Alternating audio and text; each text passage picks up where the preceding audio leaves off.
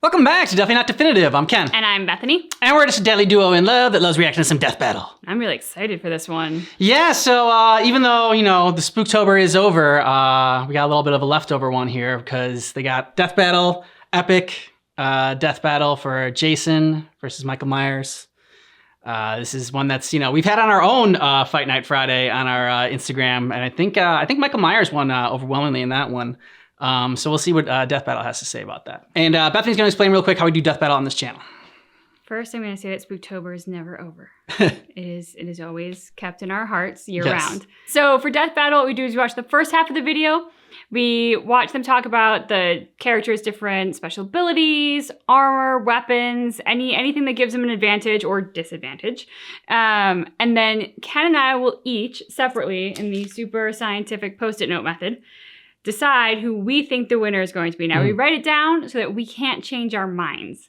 And then we'll watch the second half of the video where we actually get to see the death battle to see which one of us is right, which one of us is wrong, or as sometimes happens, we are both wrong, and on the very rare occasion, both right. So we have an ongoing bet to see who can get the most death battles correctly. Right now we're tied. We only have like 3 more left. This is one of 3 left that we have to do. So we'll see. It's every one counts now. The tie column has 12, and I think each one of us have 8. So yeah, tie column's gonna win. Basically, there's no way for us to catch the tie column. I was gonna say we can't catch up now. No, we can't catch up. So no matter what, we'll just see who chooses for the community to decide on which outfits for our cosplay. So congratulations. You're the winners! All right, you ready? Ready.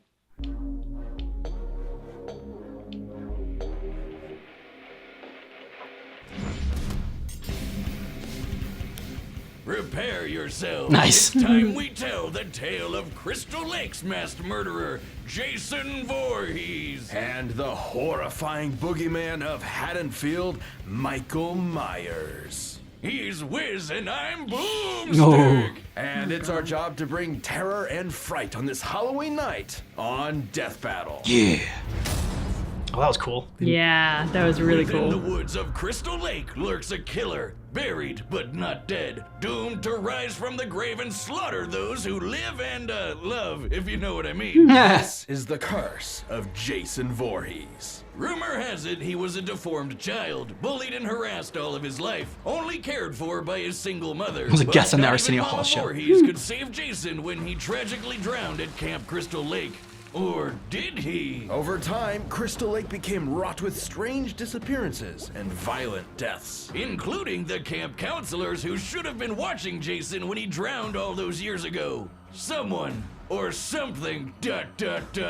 was out for vengeance. And yet these harrowing murders were committed by none other than Jason's own mother, Pamela Voorhees, seeking revenge against those who neglected her child, dooming him to his terrible end. That actually makes a lot of sense. Good for her, I guess. However, even after her killing spree was cut short, the deaths continued.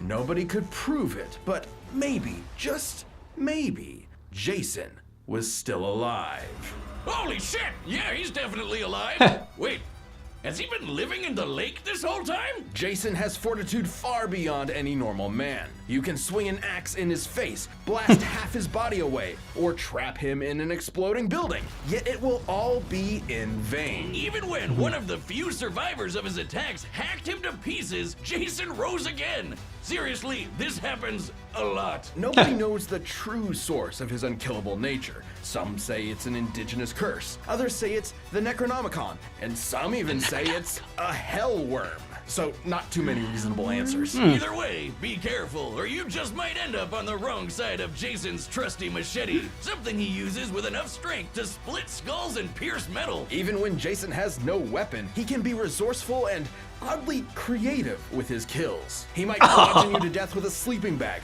drown you in a garbage can, or snap you in half between a bedfold. Worst of all, this demented mama's boy will always get his prey.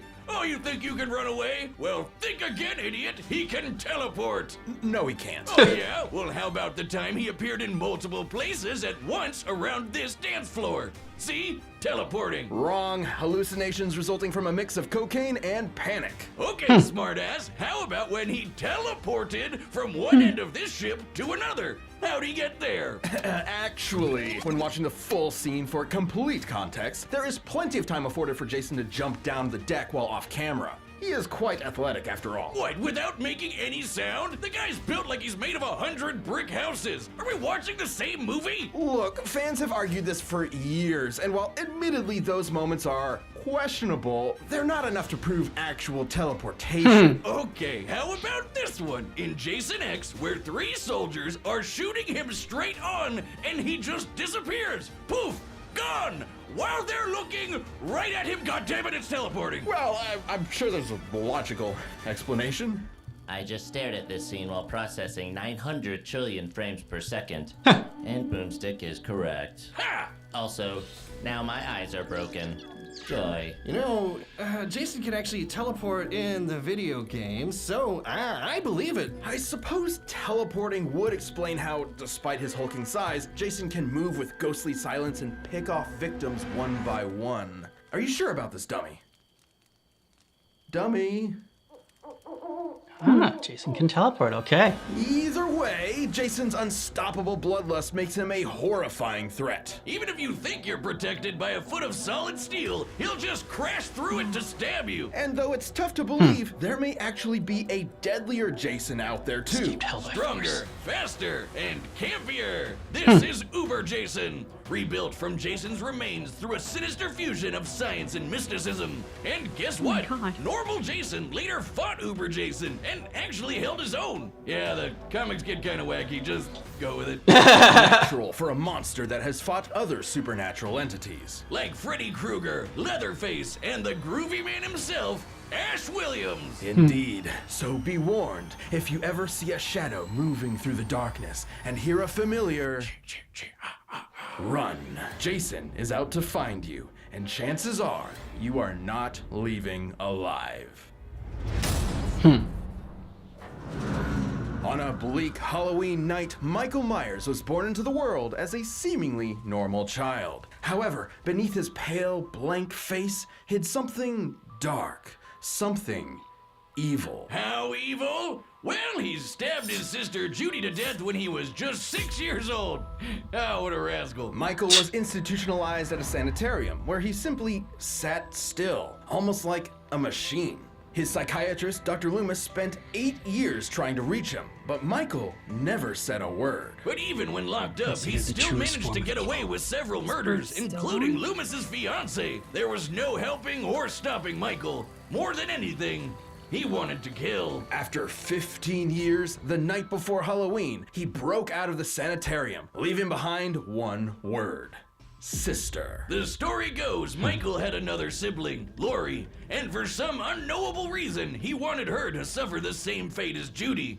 And everyone else, really. He's not too picky, and he can do it too. For in his hands, anything can be a deadly weapon. Countless reports of various murders have appeared across Haddonfield. He's exploded heads, boiled people alive, and used his trademark knife to stab poor souls to walls like some macabre piece of art. When they say to admire your work, I don't think this is what they meant. And this isn't some special combat knife or dagger. He did this with an ordinary kitchen knife. Michael is also surprisingly clever. Despite being confined for nearly all his life, at some point, he apparently taught himself how to drive. It's pretty clear this masked psycho was definitely plotting something while he was in the ward. All these kills were just a detour to his ultimate goal, Lori. On an all too familiar Halloween night, he finally met his long-lost sister and nearly killed her. But Loomis intervened, shooting Michael and sending him out a window. Phew, well, guess that's the end of him.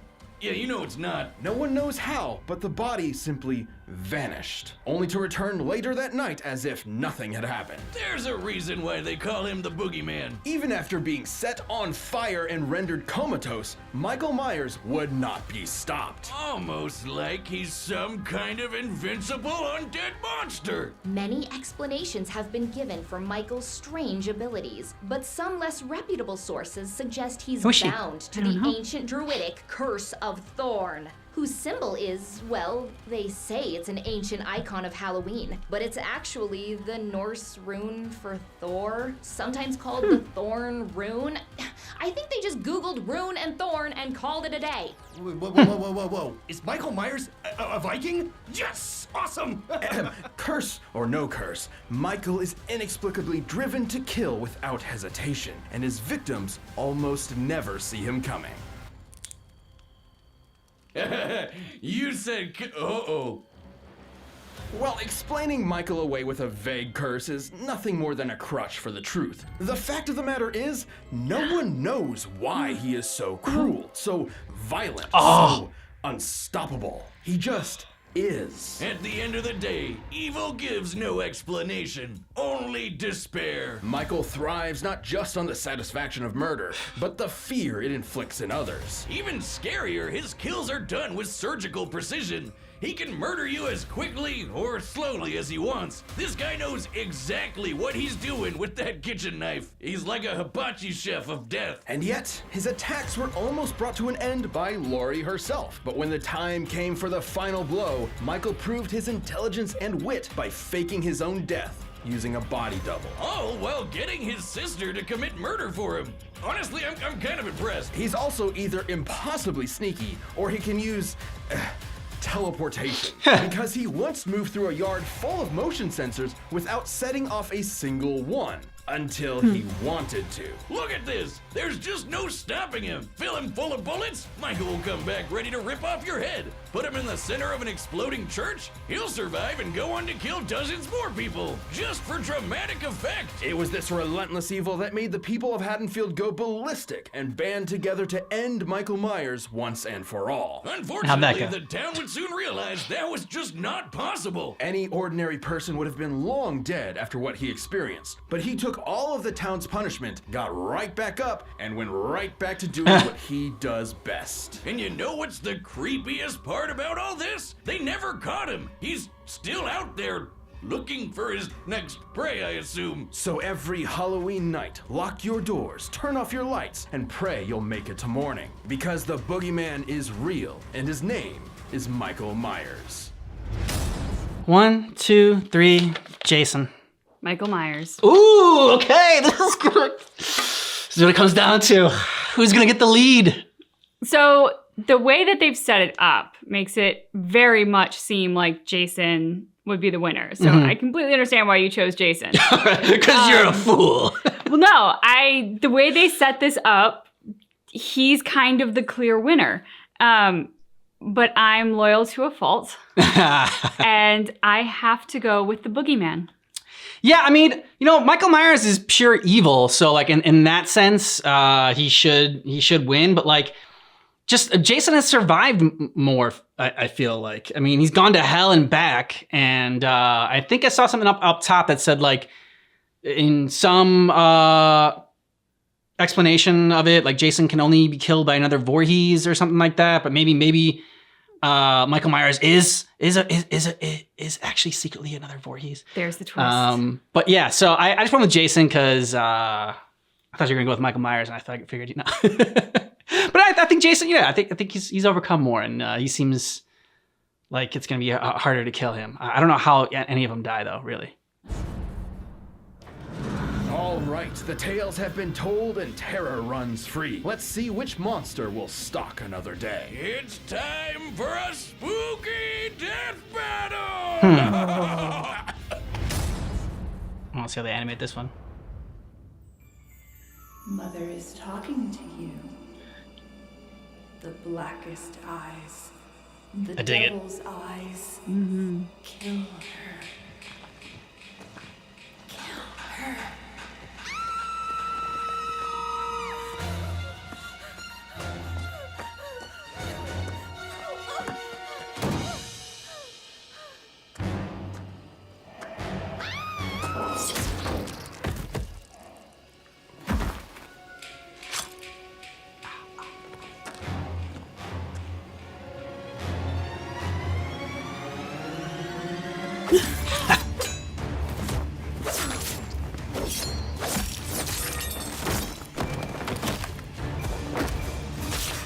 Oh, Oh, stabby stab. That's not gonna do anything to him. Alex! Where are you? I gotta still have random other people to kill.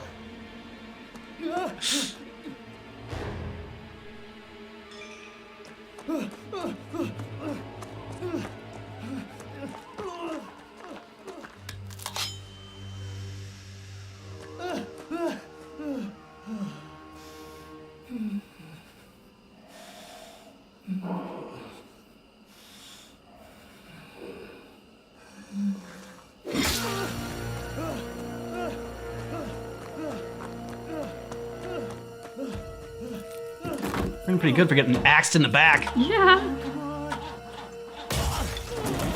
Ooh. It's my kill. Dude, I'm pretty sure you're still gonna die.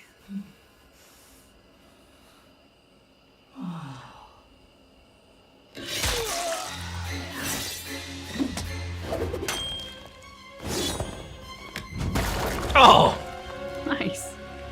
Oh God. Kill him, Jason. Kill him. Make Mother proud.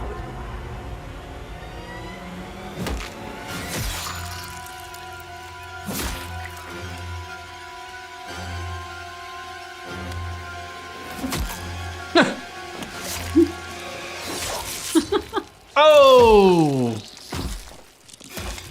But it's not really him.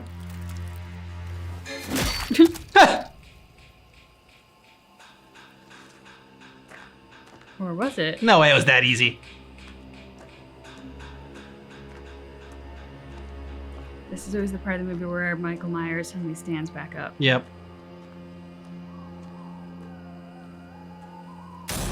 I guess not. Oh, okay. Okay. Are we sure he's dead? You can't be too careful with these guys. Michael Myers won't be rising from the grave this time. Jason was too much for him. The stories may paint these slashers as unstoppable, but they do have limits and can be understood. To Michael's credit, he could match Jason in a lot of ways. Both were experts in methods of killing, and both could totally teleport. Theoretically. Though if both of them really could teleport, then neither had an advantage in that regard. So teleportation deniers can rest easy knowing it wasn't really a factor here. Even the explosions they both survived were similar in size and destructibility. But Jason held the edge with his superior endurance and healing. Michael faking his death with a body double was clever, but he did it because he explicitly could not survive something like decapitation or getting half his torso blown off. But Jason could. He also had more experience fighting other supernatural enemies like Leatherface, Freddy, and his uber self. So I doubt Michael could have surprised him with something he's never seen before. And Jason was just as strong and vicious as Michael, if not more. So given the difference in survivability, he had a much better chance of striking Michael down first. In a battle between two unkillable monsters, it's only natural it would come down to who was more unkillable. After being ripped to pieces, Michael could now rip in peace. Right, Jocelyn? Jocelyn? Hello? The winner is Jason Voorhees. Oh, go ahead, Yes! Float. Knew that was coming. Woo, yeah. Who's up? Who's up? 2 more to go. I just gotta maintain. I just gotta maintain the rest of this way. You're only up by 1. I know. I'm up. Just by 1. I'm up by 1. But it's still a lead. It's still a lead. So anyways, I'm up by 1. I'm winning currently. He's impossible to live with. You know what? Although I'm a little disappointed in the battle, not gonna lie. I feel like they focused a lot on they only really kind of had like 2 battles between them, and the other one was them kind of stalking people, which, you know, I thought it was gonna be kind of cool that they were gonna like interweave like them killing people and then going back to fight. But I thought they were gonna do that a little bit more. And they let that one. Yeah, I mean, I don't know. What'd you think? I love the shot where Michael Myers is coming up out of the darkness behind Jason. Like, that was fabulously done. Yeah. I like the fact that they had like the horny teenager victim people in there, because of the distraction that provides for both of them, really. Mm-hmm. I like the inclusion of Pamela Voorhees' grave and the whispering from beyond. But I would agree. I think I think there was missed opportunity in a square off between Michael Myers and Jason Voorhees that they could have made more of. If for no other reason than to have at least one time with the iconic sit up behind shot of Michael Myers. Or like the standing up when you're pretty sure he's dead. They definitely could have done the whole faking his own beheadedness. Even if that's ultimately how he died and Jason did it again or did it like 3 more times to make sure it was thorough. They just could have elongated the fight a bit more to play around with, I think, some of those iconic shots from the movies and things. Yeah, I thought that, like, like maybe Michael dismembers Jason or something like that, and then, Jason is able to come back from that. But I don't know, I felt like it was short, the fight is, I guess, my only complaint. But like the stylization of it was cool, and like, all the different like things that they added, like you said, it was good. That they had the music for each one of them. So it was, and they picked the right winner because I'm up. Whatever. If you want more of our Death Battle reactions, go ahead and check out the description of this video. We got a playlist there for you. And thanks so much for checking out our reaction for Death Battle Jason versus Michael Myers. But just keep in mind that our reaction is definitely not definitive.